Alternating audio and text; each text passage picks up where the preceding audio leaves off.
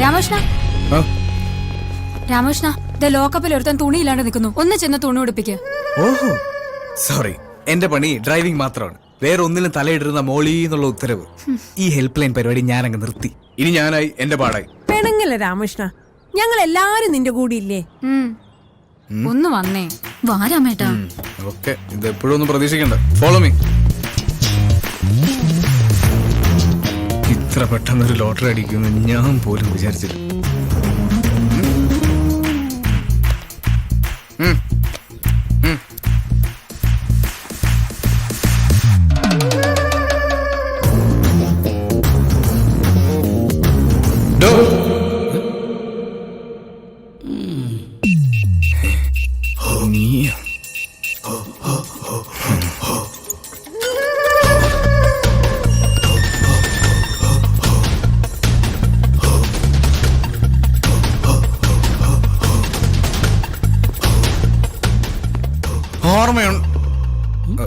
ഈ മുഖം ഓർമ്മ ഉണ്ടോ നിനക്ക്?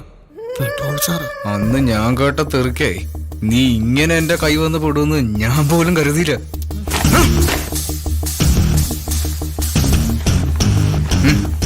അന്ന് എനിക്ക് പെട്രോൾ വാങ്ങിച്ചു തന്നു, ഇപ്പൊ എന്നെ നഗ്നത മറച്ചു. നിനക്കെല്ലാം മനസ്സിലായോ?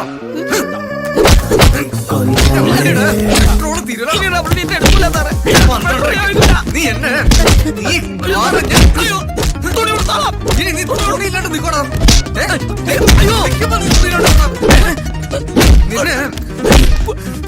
കുട്ടിക്കാലത്തെ ഭാര്യ വേണ്ടി കൊല്ലണം. നീ നേരെ ഇനി തുണി കൊടുക്കാണ്ട് ഇവിടെ നിന്നാ.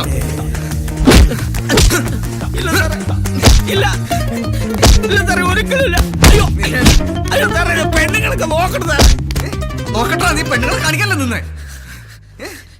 നിന്റെ നെഞ്ചത്തെ രോമ ഞാൻ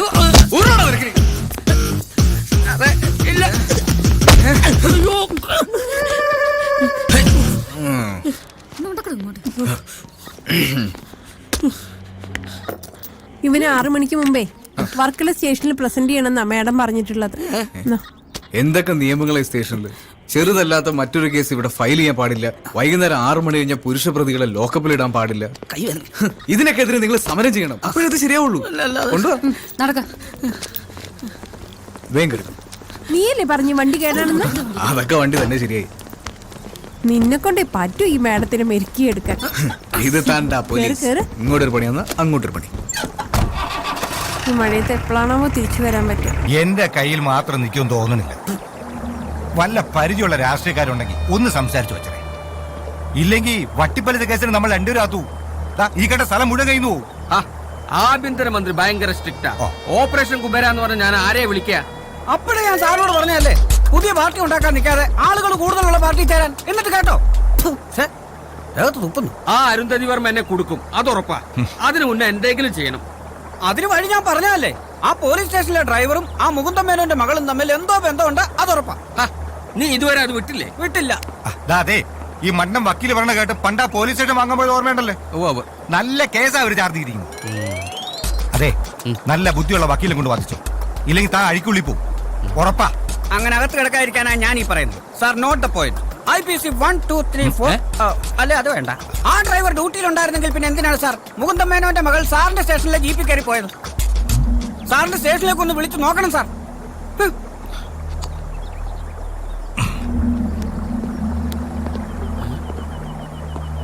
നീ പറഞ്ഞാലെന്തെങ്കിലും കാര്യമുണ്ടോ? ഹലോ,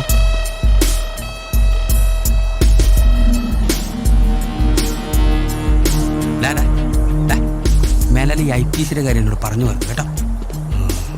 ഇയാള് പറഞ്ഞ ശരിയാ. SP ഓഫീസിൽ നിന്നാണ് ജീപ്പിന് ഡ്യൂട്ടി ഉണ്ടെന്ന് പറഞ്ഞു വിളിച്ചത്. പക്ഷെ ഈ കേസാണെന്ന് ഞാൻ അറിഞ്ഞില്ല. ഒരു നല്ല ചാൻസാ നഷ്ടമായത്.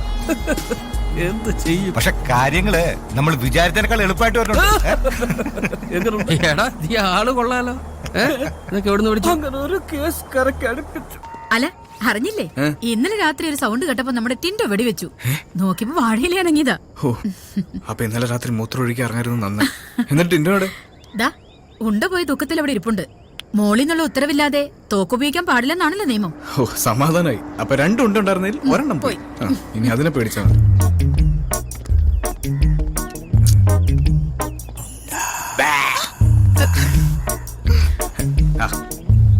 ഓട്ടിന്റെ വിഷമിക്കണ്ട, ഉണ്ട വരും പോവും. ഇതൊക്കെ നമ്മുടെ കയ്യിലാണോ?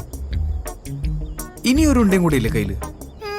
ആ പിന്നെന്താ. പിന്നെ രാത്രി ഒരു 3-3:30 മണിക്ക് ആ ഔട്ട് ഹൗസിന്റെ സൈഡിൽ നിന്ന് എന്തെങ്കിലും ഒച്ച കേട്ടാൽ അങ്ങോട്ട് വെടിവെക്കരുത്.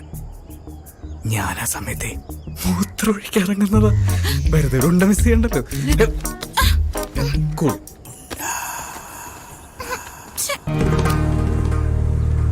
അമ്മ മുരുക.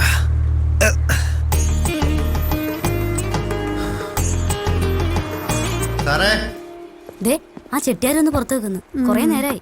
ഞാൻ വേഗം പോട്ടെ, ഇല്ലെങ്കിൽ മാഡത്തിന് വട്ടാവും. എന്നാ പിന്നെ ആ വണ്ടി അങ്ങ് കൊടുത്തുകൂടെ? അത് ശരി, ഇത്രയും കാലം ഡ്രൈവർ ഇല്ലാത്തപ്പോ എല്ലാവരും ആ വണ്ടിയുടെ പുറകെ ആയിരുന്നല്ലോ. നല്ല കൈക്കണക്കുള്ള വണ്ടിയാ. എന്റെ ചേട്ടൻ എനിക്കൊരു വണ്ടി വാങ്ങിക്കണമെന്ന് പറയുന്നുണ്ട്. പക്ഷേ പറ്റിയ കളർ കിട്ടില്ല. പിന്നെ അത് തെരഞ്ഞെടുക്കാൻ മൂപ്പർക്ക് എവിടെയാ നേരം? ഓ, ലതികേച്ചിയുടെ ഭർത്താവിനെ പോലെ തിരക്കുള്ള ഒരാള്. എന്റെ ചേട്ടനാങ്ങി തിരക്കേ ഇല്ല.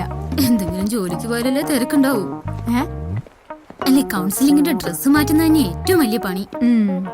സിവിൽ ഡ്രസ്സിൽ അറ്റൻഡ് ചെയ്യണമെന്ന് നിയമം ഉണ്ടെങ്കിലും നിർബന്ധമൊന്നുമില്ലല്ലോ. മാറിയേക്കാം. ഇന്ന് അങ്ങനെ തന്നെ വീട്ടിൽ പോലെ വൈകിട്ട്. സാറേ എല്ലാ പേപ്പറും ഉണ്ട്. ഞാൻ അങ്ങോട്ട് എങ്ങോട്ട്? അല്ല ഈ എല്ലാ പേപ്പറും ഉണ്ടല്ലോ. അതുകൊണ്ട് 20 വർഷം മുന്നേ മേടിച്ച വണ്ടിയാ? അതെ അതെ. എന്താ സാറേ വേണ്ടായിരുന്നു അല്ലേ? നീ വാങ്ങിക്കുന്നതിന് മുമ്പ് ഈ വണ്ടി ആരുടെ കയ്യിലായിരുന്നു? 2 വർഷമായിട്ട് എന്റെ കയ്യില. 20 വർഷം മുമ്പുള്ള കാര്യം അറിയില്ല സാറേ. അപ്പൊ അതിന് മുമ്പ് വല്ല കേസും ഉണ്ടായിട്ടുണ്ടെങ്കിലോ? അയ്യോ, അത് ഇതിനു മുമ്പ് അങ്ങനെയൊന്നും ഉണ്ടായിട്ടില്ലല്ലോ സാറേ. ഇല്ല. താൻ എന്നെ നിയമം പഠിപ്പിക്ക?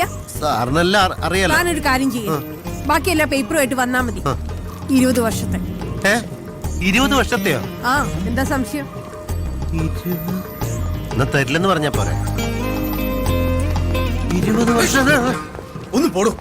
എവിടെ പോവാൻ? ഞാൻ ഇവിടെ തന്നെ ഉണ്ടാവും 20 വർഷം. ഇനിയെങ്കിലും ആ പാത്തിന് വണ്ടി കൊടുത്തൂടെ? കൊടുക്കണം തന്നെ ഞാൻ വിചാരിക്കണേ. നീ പോയ കാര്യം എന്തായി? ആ ഡ്രസ്സിൽ കുറെ അന്വേഷിച്ചു, പക്ഷെ അവിടെ ആളില്ല. ആ സമൻസ് ഫയൽ റൂമിൽ വെച്ചേക്കേ. ഓ ഹാ രാമകൃഷ്ണ, ഓ കഴിച്ചോ? ഇല്ല. ഒരുമിച്ചുണ്ടായിരുന്നെങ്കിൽ ഞാൻ തരാറുന്നല്ലോ. എന്ത്? അപ്പം കിഴങ്ങറിയും.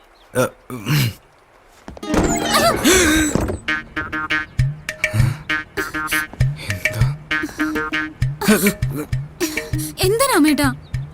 ഞാനൊന്ന് എടുക്കാൻ. എന്താന്ന് വെച്ചാ എടുത്തോ. വേണ്ട.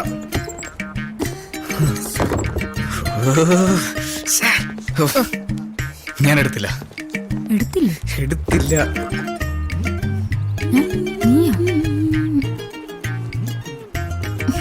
അതെ, ഒന്ന് നിന്നേ.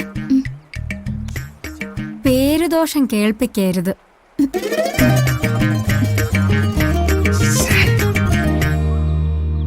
ആ ഡോറിലൊന്ന്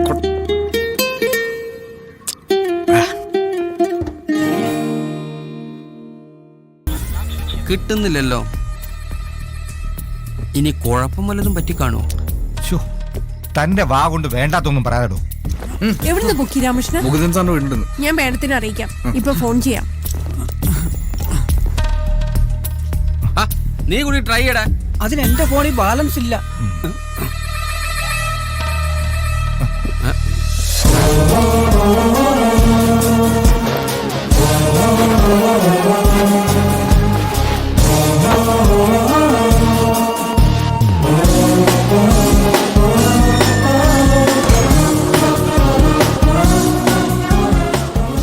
कौन है बे तू? नाम क्या तेरा? बोलता है कि एक तू मुसाफिर। वहां पे कर क्या रहा था? जो बोलता क्यों नहीं?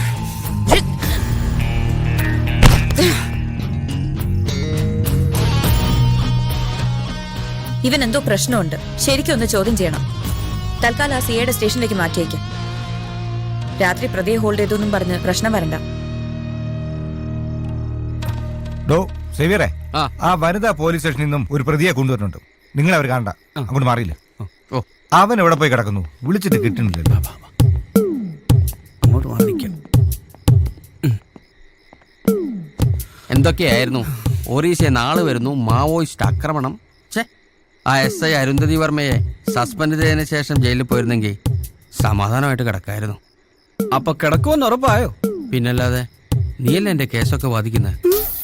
ഇപ്പൊ അങ്ങനെ ആയോ? ഛേ, എന്നാ വയറാടാതെ?